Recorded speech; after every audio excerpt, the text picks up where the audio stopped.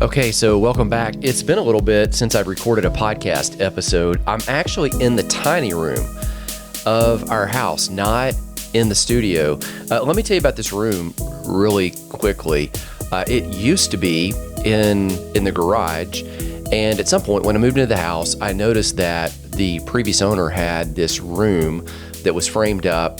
No walls per se, but some framing with like what would be a pegboard with shelves and little hooks out of the pegboard where he could hang different tools. The previous owner was a trim carpenter, so he's the guy that puts up crown molding, puts the garnish around the doors, the chair rail, very high end, a craftsman, an artisan in his own right.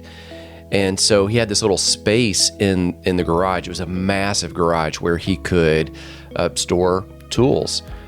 And so when I came in, I was thinking, I really need to add another bedroom. I knew I was going to eliminate one room upstairs to turn that into kind of a television room. That would make sense. If you've been in the house, you've probably seen that. So I was going to add that living area to open it up upstairs, and so I knew that downstairs, where there was an awkwardly long living area, I would kind of reclaim that bedroom by chopping that thing in half and having living area, bedroom in the back.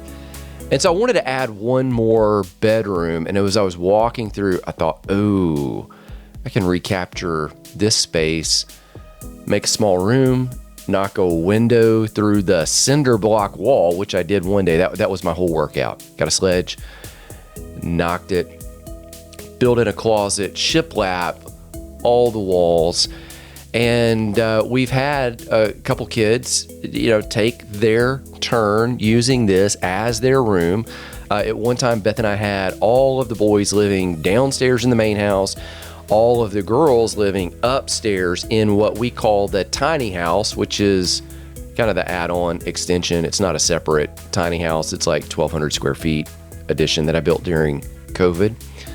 And then we flipped it to where the girls, now live downstairs to the main house. The boys have the tiny house. So it's just kind of fit with the ages and stages that we are in life. And at some point, this room was no longer needed as kids age up, go to college or go to careers and move to different cities and get spaces of their own in the same city. We had more space, and so she came in and claimed it, and now it is kind of not really an office, prayer room, meeting room. Sometimes she coaches people down here. A lot of times people record down here. In fact, there's a client of hers that's been recording her podcast video down here. So this great space. And weeks ago, Beth and I had gone down to Niceville, Florida, where we have some friends. We're about to do an event down there for GY6. In fact, this episode is about GY6. I'll put a link down in the show notes for you. And we were at our friend Jim and Sarah's house, just staying there for a couple days while we were planning the event, meeting up, looking at space, meeting the leaders at the church where they're hosting the event, other things, et cetera, et cetera, et cetera. And Jim had this phenomenal podcasting equipment. The guys from Junto Tribe, that's also a client. I'll link you down to their ministry in the show notes as well. They started recording a podcast, and over time went from, decent equipment to really great equipment, which is exactly what we tell people to do. It's what I would tell you to do. You're getting started, sharing your message with the world. Don't wait for perfection and all of the incredible tools. You can improve that over time. Do the absolute best you can at an excellent level, but just start with what you got. And that's what those guys did. We're in their house. They have this incredible equipment. So Beth decided, I've been going to the studio with my friend John Walden to record. Well, Beth decided, I don't know that I want to go to the studio. So she snagged some incredible equipment, took a hack out of Jim's playbook, looked to see what he had. And so now we have this great box of stuff set up in the tiny room. And I've got what amounts to 4 episodes that we recorded down in Niceville that I want to share with you next time. Right now, what I want to do from this equipment, we've already recorded the others, by the way, so I'm just going to record the intros here in the house, and then I'll get back to the studio with John at Revocation Radio. What I want to do here is January 31, 2026, so this year, we actually hosted the first GY6, Got Your 6 workshop here in Birmingham, Alabama. It was at Liberty Park Church, over in the Liberty Park, Vestavia Hills, Alabama neighborhood, right outside of Birmingham. Friend Buck Poole is the new pastor there. We were joking. He's only been there about 6 months as of that event. Said, man, you don't even know where your office is yet. He's doing an incredible job there. Phenomenal guy, great family. And so they opened up their doors, and we went out there, and very quickly afterwards, I crafted out my slides into the workbook. Kind of already had a book done, but crafted it into the workbook. That's down in the show notes below. You can get that, and also recorded. Went into the studio at John's, where I normally record the podcast. Some people have asked, well, man, it seems like there's been a delay in like the live podcast from the studio coming up. Well, that's because 2 of the weeks that we would have been recording podcast episodes, we were recording video of the GY6.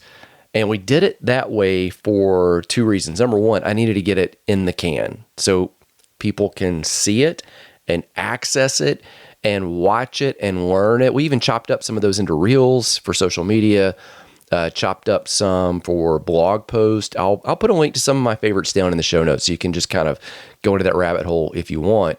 And then also we edited it down to 17-minute videos so that if people are leading a group, kind of like a peer support group to overcome the hurts of PTSD and moral injury and move forward into purpose with freedom, that the facilitator could either use all the slides and teach the group, kind of like I do at a workshop, or they could watch the video, press play, 17 minutes, and then discuss using as a starting point some of the questions that are in the follow-up of each chapter in the book. So here's what I thought I would do.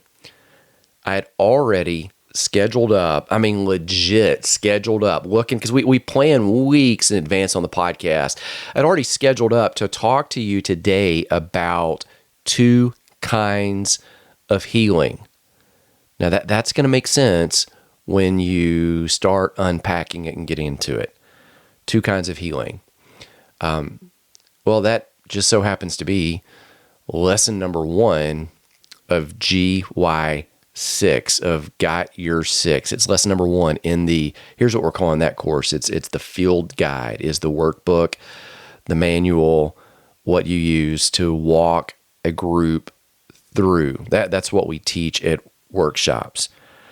So I thought, you know what? Let's just roll the audio and give you a taste of it. And if you want all of the audio, you can grab it in the show notes below. If you want the video of this lesson and then the 5 others, you can grab that in the show notes below. If you want the book, you can grab that in the show notes. Or if you want to just, hey, this is good. Like, this has kind of opened my eyes to something that I might not have thought about. Man, great.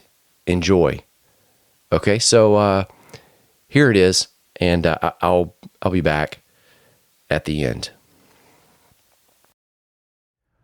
All right, lesson number 1 of part number 1, 2 kinds of healing. Here's the main idea. Sometimes healing happens instantly, other times it occurs over time.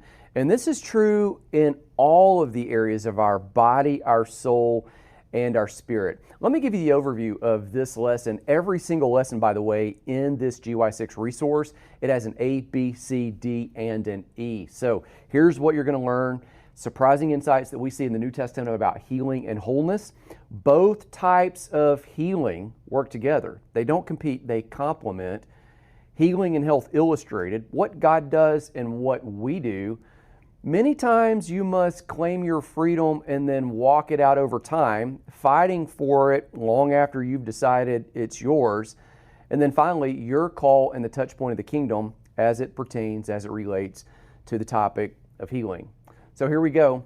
A, surprising insights we see in the New Testament about healing and wholeness. Now, here's point number 1 of 2. Every single A, B, C, D, E, they all have 2 points. That'll make it easy for you to follow along in the manual, or even if you're not looking at that field guide, you can just listen. Point 1, not every encounter that seems at first read to be a miracle actually was. Let's frame it like this. If I ask you the question, which one of Jesus' healing encounters were not miracles? You might stumble for a moment or even stutter, because we've been conditioned and taught to think that everything that we see throughout the New Testament, particularly in the life and ministry of Jesus and even in the life and ministry of the apostles like John and Peter and later Paul, were these instantaneous healings. And that's valid to some degree, but it turns out there are 2 different words in the New Testament for healing. The first word is this. It is iomai. Now that's the transliteration from Greek to English. They have a completely different alphabet, but that word appears 30 times throughout the New Testament, and it means this. It's what you typically think of, instantaneous healing that occurs spontaneously in the moment. Now, to frame it, let me give you some examples of these instant healings, these iomais. So you might remember the story of the blind man who received a sight, or the lame paralytic who was dropped through the ceiling by his friends, and immediately his sins were forgiven, and then he could take up his mat and walk. You might remember the story of the woman with the flow of blood that stumbles through the crowd, reaches out and says, "If only I could touch the hem of his garment, I would be made well." You might even remember the story of the deaf man who could suddenly hear, or instances of lepers being cleansed. In the New Testament, these are all examples of iomai, of instantaneously, cataclysmically, in the moment, healing occurs and people's lives are forever changed. Let me show you something though. In the book of Matthew, chapter 8, Jesus has a series of healings that Matthew the disciple records. And towards the middle of the chapter, he talks about the instance of Jesus being in Simon Peter's home on the Sabbath. Simon Peter's mother-in-law is sick with a fever, and it was probably something that would be more extreme, like on her deathbed with dysentery or something of that sort. The scripture says this: "He touched her hand and the fever left her, and she began to wait on him." Now right here, even though the word is not used in the New Testament, right there, we see an example of an iomai. Someone is sick, and then in a moment, things changed. Instantaneous healing. Let's continue reading. "When evening came, many who were demon-possessed were brought to him, and he drove out the spirits with the word, and he healed all who were sick." Right here, he made them all well. That word, slightly different. You're going to recognize this one. It's another word for healing in the New Testament. It's the word therapeuo. Here's what's interesting. This word therapeuo, it appears 40 times throughout the New Testament, 33% more times than the instantaneous type of healing. It means to serve, to attend to, or to wait upon, even by teaching people how to be well. And if iomai is instantaneous healing, I would say that therapeuo is really this intentional health over time, walking it out deliberately. Now, the example I gave you is not an isolated instance. In fact, there's an example from the life and ministry of the Apostle Paul, and he's traveling in this moment with Luke. Luke happening to be a physician and also the author in the New Testament who writes most extensively about the Holy Spirit throughout the book of Acts. So, as a physician, if it is a natural health therapeuo solution, Luke's going to be very transparent about it.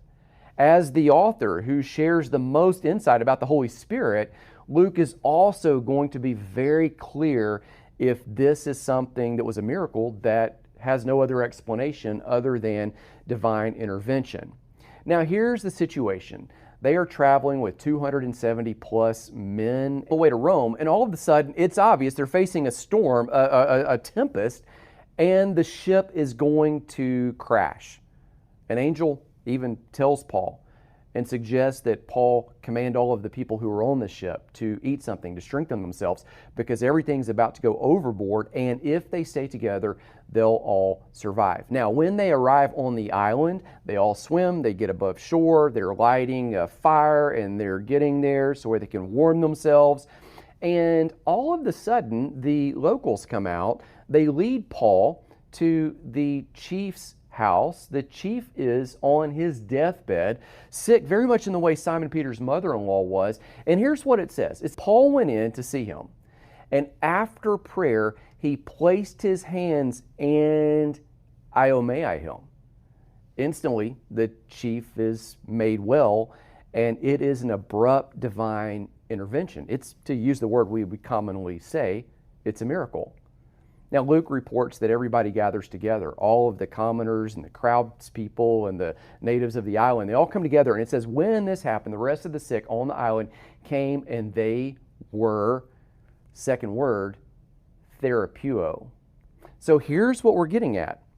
Not every instance of healing that we see throughout the Scripture is actually a miracle. Sometimes it's instant healing. Sometimes it's intentional health, and both of these fit together.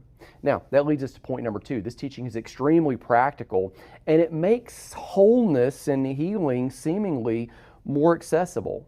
In fact, think about it like this. Can Jesus heal lung cancer? Well, absolutely. He could do that with divine intervention, but he can also teach us therapeuo, the ills of smoking. Can he cure diabetes? He can. He can also, therapeuo, show us how to make better decisions, how to eat better. Can he heal an STD? He can, and we saw that regularly when I was working with victims of human trafficking.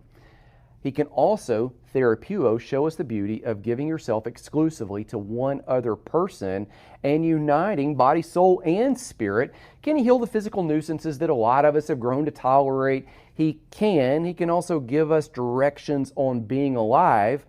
And as it relates to the topic of this entire study, PTSD and moral injury, can he instantly heal those?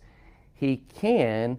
However, at the same time, he can also give us instructions to move forward in each of those areas. And that's why so often I say that what we want to do is we want to be scripturally solid, we want to be scientifically accurate, and we want things that are simple to understand and implement. All of those fit together. Let's move to point B. Both types of healing work together. Iomai and therapeuo work together. They don't compete, they complement. Now, by way of illustration, let's just apply this same concept to finances and then see if we can see it and then make the leap to our health. So right there, that's a lottery ticket.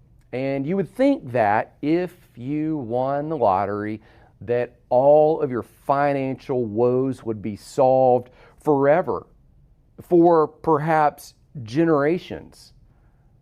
But here's a surprising statistic from the National Endowment for Financial Education. 70% of the people who win a lottery or get a big windfall actually end up broke within a few years.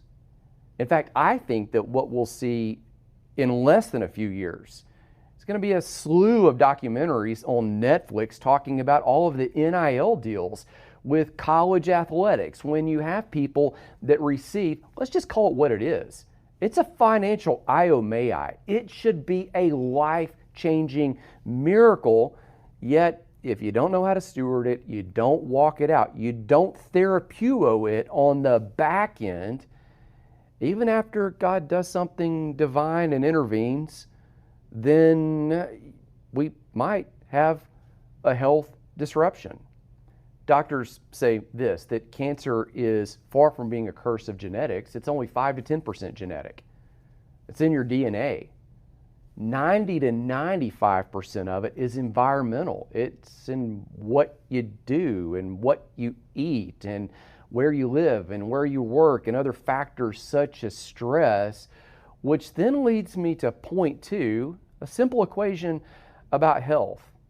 Toxins, or let's say it another way, bad habits out, plus deficiencies, good helps back in. So let's get rid of the bad and add in the good that we don't have enough of, and automatically your health elevates. It moves up to a higher level. So by that I mean things like you see right there. You want to remove stress and sugar, and you want to remove the poisons that we eat and drink. You want to remove negative influences from your life, and then you want to make sure that you're adding back in, you're shoring up enough sleep and nutrients that you should eat, and there's proper exercise, and there's enough movement, and you're surrounding yourselves with healthy relationships. You see, years ago I had a friend that was healed instantaneously, iomai, of brain cancer. The doctor ran the scans and said it was a miracle. We all celebrated after praying for him that this miracle had occurred, and then within 2 years it had come back. It perplexed me, and I really thought, well, was it not a miracle, or was it just an accident, or did everybody read this wrong? And I knew it wasn't that he had stumbled into sin, because nowhere in the New Testament do we see Jesus inflict people with an illness in order to correct them. That's not how he operates. And so I struggled wondering, what is this? And it seemed to me that even after this, he didn't take charge of his weight. He still ate the same fast foods. He still burned the midnight hours playing video games over and over. And it's not that all of these things are necessarily wrong. It's just in the improper amounts.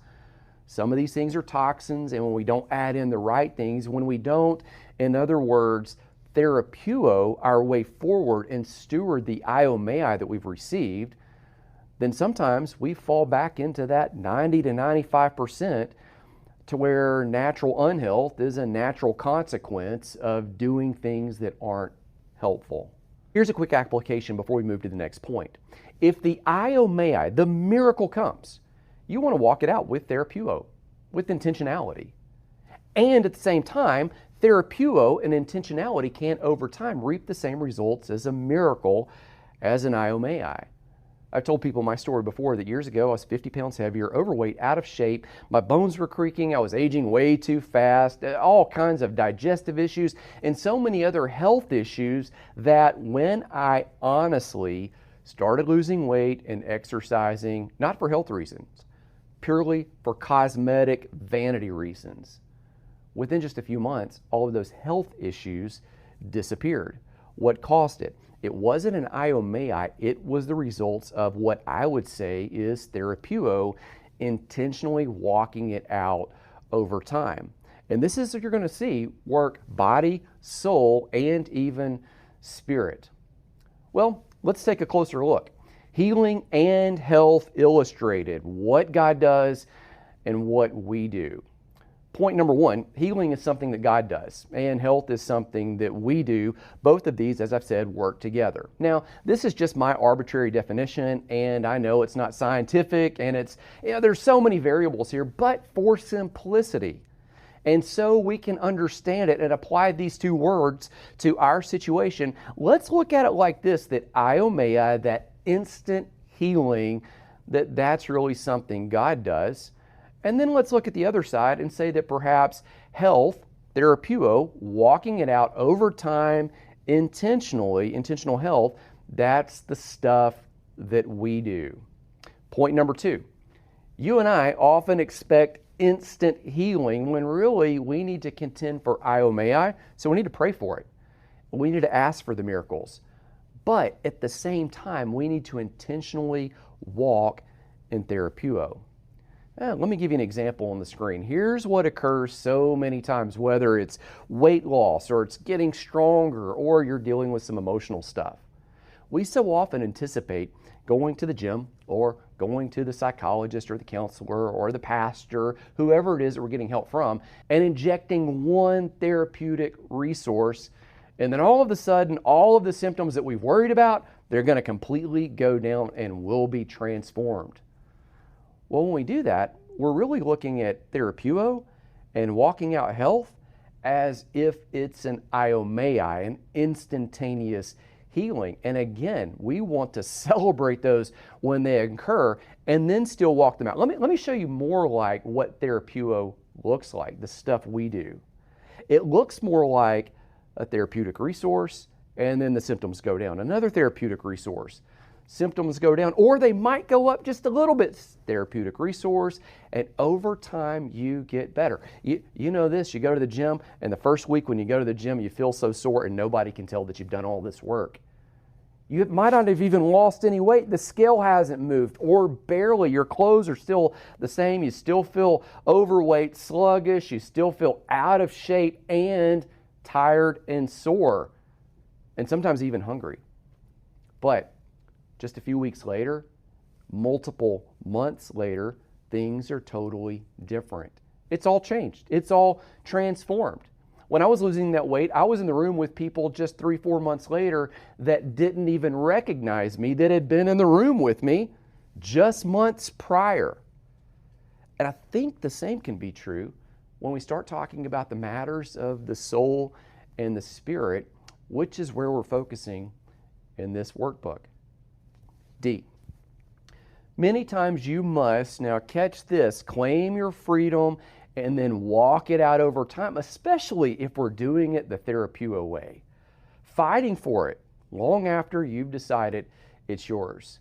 Here's a great example. You'll get it. 1776 and the War for American Independence. Now, you and I know that the War for Independence did not start on July the 4th, 1776. That's the day formally where a lot of our forefathers got together and put their literal John Hancock and signed the Declaration of Independence. But there were skirmishes that were happening a year or more leading up to that. And there were outlying incidences even well before that. In fact, the Claim Your Freedom date of 1776, that was just when we drew a line in the sand and said, hey, we're moving forward in a different direction. But the full surrender, it didn't actually occur until over 5 years later when General Lord Cornwallis surrendered to George Washington in Yorktown. And even after the surrender, even after we had won, there were still skirmishes. For the next few years, it was going and going and going. And as you know, in America, it's arguably the greatest country on earth. To be born in America is, I would say, the equivalent of winning the birth lottery. Yet, we're still walking it out and fighting as a country for different levels of health in multiple areas. 1776 was when we claimed our freedom, and now we're still on that journey. And it's a good analogy because that's really what it looks like when we get to the area of soul and spirit health. Leads us to point number 2. Most of the time, the proof follows the push. Most of the time, it doesn't come when you claim it or say it or stake a line in the sand. It comes as you walk it out over time, just as you're doing right now while walking through this resource. Final point of this lesson is E. Your call on the touch point of the kingdom as it pertains to healing, well, it might actually surprise you. Let's explain it this way. Number 1, notice what Jesus sent the disciples to do when he sent them out on mission for the kingdom. It happens in Luke 9 when he sends out the 12 disciples, and then we see it again in Luke 10 when he sends out the 70. Now remember, the author of this passage is Luke. He is a physician, and he is the man that writes the most about the Holy Spirit throughout the New Testament. So if it's instantaneous healing, if it's a miracle, he's going to be honest. If it is something that we do, intentional health over time, he's also going to be honest about that as well. Here's the identical verse from Luke chapter 9 verse 2 and Luke 10 verse 9. Jesus told them to go out, preach the gospel of the kingdom, say that the kingdom is near, and then heal the sick. Now, the word Luke uses right there is go therapeuo the sick.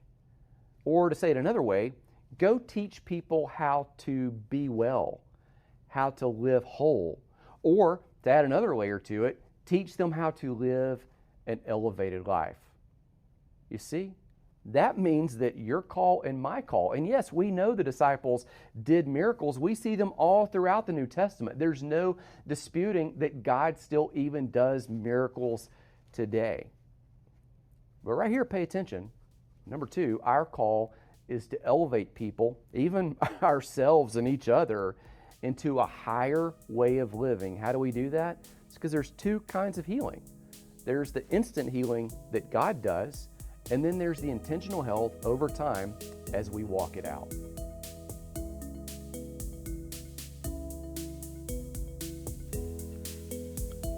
Okay, so there it is.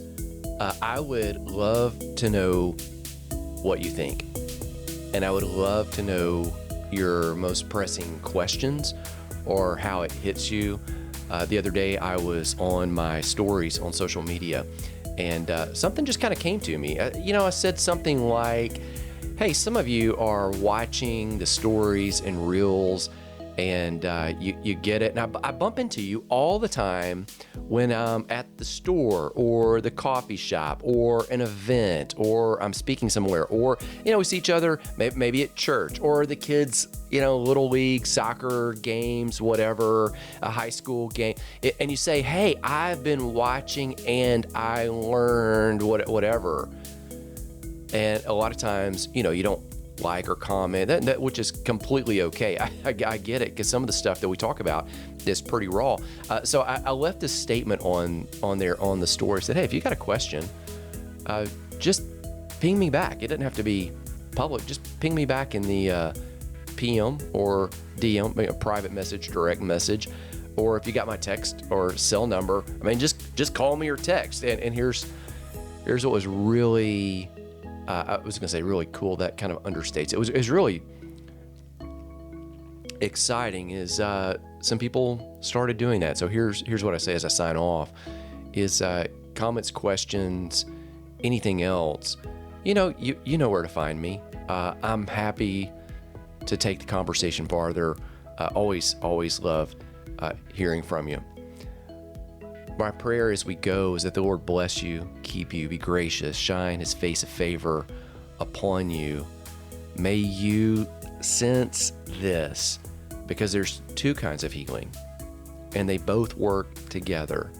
That miracle, iomai, or no miracle, therapeuo, healing for you in any area of life can begin and continue right now. Grace and peace. I'll talk to you again very soon.